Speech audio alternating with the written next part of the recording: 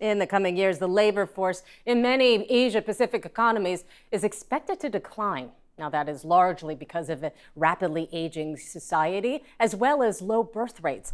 The IMF says that the impact could be mitigated by ensuring that women enter and stay in the workforce.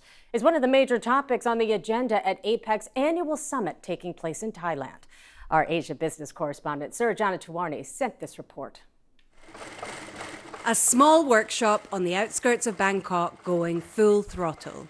These sandals are made by hand from materials sourced locally and then exported all over the region. It's intricate work, best done by women, but it's not always easy to find good workers. A record low birth rate is likely to strain Thailand's workforce in the future. Fewer births mean fewer consumers, fewer taxpayers, and fewer workers. It's a trend being seen across the region, but mostly in richer nations, whereas Thailand is an emerging market that relies on cheap labor and a growing middle class. Most people are still poor too, and so the implications are likely to be far more profound. A lot of our employees... Some businesses are leading the way by offering flexible policies to encourage employees to have children and stay in the workforce after. Staff at software company Amity are only required to come into the office for the same 1 week every month.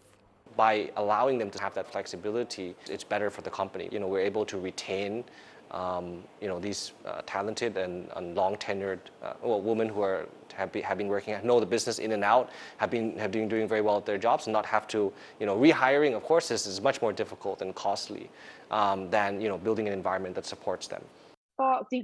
Fawn is grateful for that kind of support after moving to her family home 7 hours away from Bangkok during the pandemic. I wanted to continue working because I still need to get things like diapers and food, and I need to save up for my child's education. I think every company should have this policy. It's a true happiness to be able to see my baby grow up and take his first step. For officials at this year's APEC summit, the key is to spread that message to ministers, leaders, and people in positions of authority. Coming out of the pandemic, folks now realize you cannot have a sustainable economy if there's one whole section that is left out, Experts agree that providing opportunities to participate in the workforce can create more resilient growth and boost recovery from shocks to the global economy. They're calling for policymakers to act now to arrest the impact of those global headwinds and the changing demographics across the region. Suranjana Tiwari, BBC News, Bangkok.